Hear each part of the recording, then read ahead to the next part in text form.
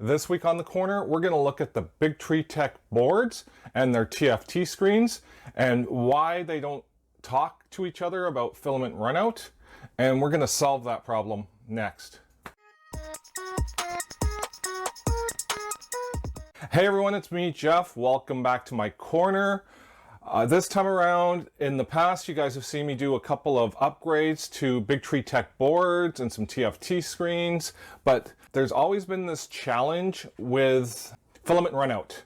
Now, with the Big Tree Tech boards, in Marlin mode, if you hook up your filament runout sensor to the board, it will work. But if you go to the touchscreen mode, you have to hook up your sensor to the screen itself. Now, this kind of limits you to doing either filament runout just with the screen or filament runout just with the board. You can't do both, or can you? I was researching this and trying to figure it out. A few people had some problems with it. So I looked online, and after a while of trying to search, I came across an interesting document. I'll leave a link below. You'll see me scrolling through it right here. But basically, this gentleman, his name is, I think, Ed Andrews. And I apologize if I'm wrong with that. I don't have my phone because I'm taping this right now, so I can't Google it. But yeah, he came up with a solution of using a small diode on the signal line itself in order to use it on both the screen and the board. So what happens is that the board puts out 5 volts and the screen puts out 3.3 or 3.5 volts. I'm not sure. I'm not an electronics guy. I'm just going to put that up there and foremost right away. We're going to use a small little diode. So I bought a pack of 1N194 diodes off of Amazon. I got them 100 for like $8. You can get individual ones from DigiKey or wherever your nearest electronic supplier is. I just bought a pack of these to try this out. Now, this is the diode he recommended, so this is the one I'm going to use. So a little note on diodes. Now again, I'm not an electronics guy. I am not at all. That's not my field. I actually had to Google this and look this up. But basically, in a nutshell, on your diodes, you have your positive side and your negative side. Your negative side is usually on the diode, it's marked with a black bar. And then when you're looking at a schematic, this would be your positive side here, and your negative side would be that straight line, okay? Okay, so here's my little diode here. Let me just pull this up and give you a quick little show here. So as you can see, trying to get you in focus here, there is that little black line which does the negative side, which is this cross line right here. That's the negative side. So you're just going to have to remember that, okay? That's in the schematic.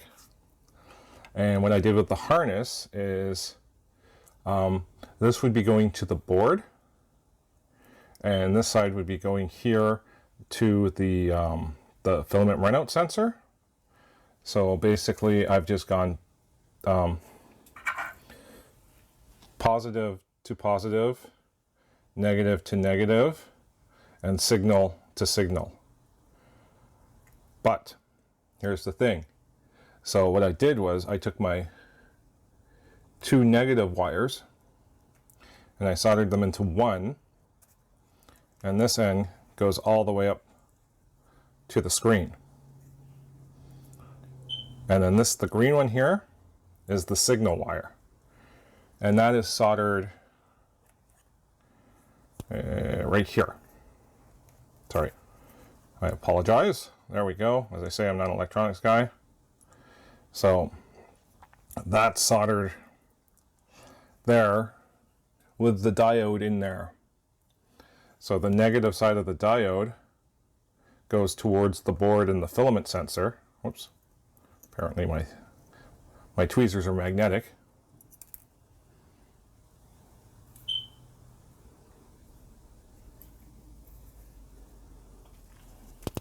So yeah, so the negative side of the diode goes to the board and the filament sensor.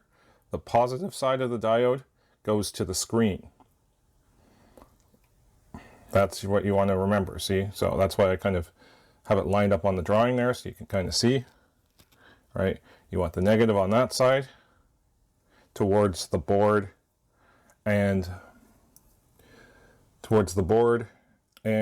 the filament runout sensor. And then you want the positive side going to your screen. And then it's simple after that. Then you just wire it up according to the schematic and we'll run a test.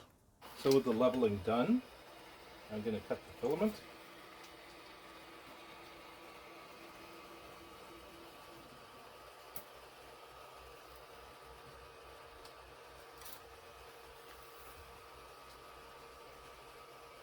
Keep an eye on the blue light. The blue light's off. Filament change starts.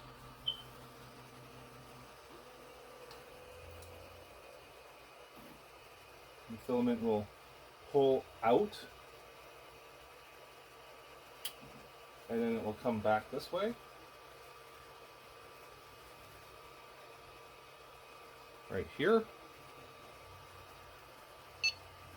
It will beep, informing you to put the new filament in. We will load the new filament. We will attempt to load the new filament. Make sure it goes straight in. Hit the button. Wait for the filament to load. You're going to see it coming here slowly. Then it's going to speed up. Get to where it needs to be. It will purge, which is what it's doing right now.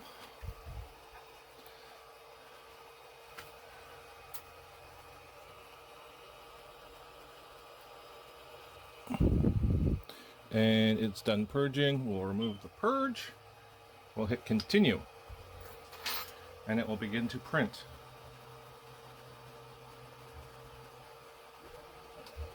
And now for the fun part. So we've done that now.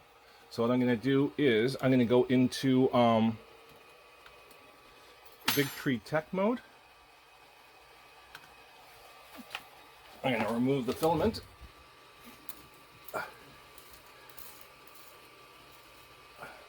To the point where it's in the filament sensor. So we've connected to the printer. We're going to pull out the filament. And we're going to print whatever. Filament runout. Right? And we're going to put filament in. And resume. And we're good to go. See, we can test it by pulling up the filament and then putting the filament back in and hitting resume. Okay, so these are the changes I made in my Marlin firmware. So in configuration H, what you want to do is you want to change your extrude max length to longer than what you'd be extruding. For instance, my Bowden tube is about 350. No, it's actually, I think it's 450. So I just changed it to 600 to make sure I had a little extra room there. If you're using direct drive, you want this lower, but basically you want this number larger than how much you're going to be extruding, because this will limit whatever you do going forward. Let me go to filament runout sensor, which is right here.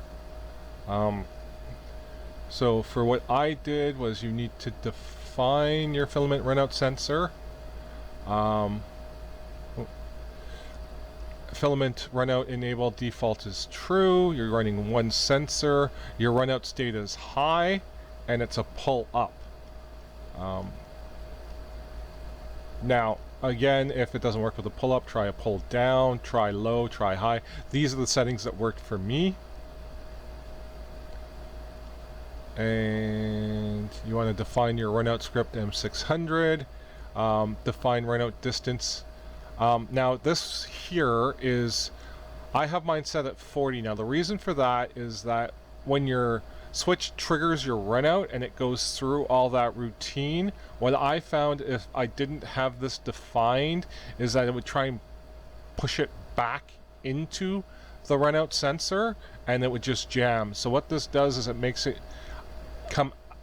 the filament come out of the runout sensor a little bit before it starts to backtrack. So it basically extrudes a little bit to clear the filament sensor so that the filament's out of the sensor, and then it will start doing the filament removal. And I think that's it for config H. Let's go into config advanced. And basically, you're going to want to play around with this for whatever's right for you.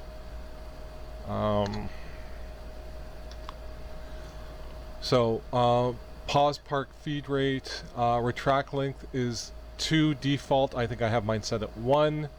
And then your unload. So what's going to happen is your filament's going to trigger. It's going to park in the back.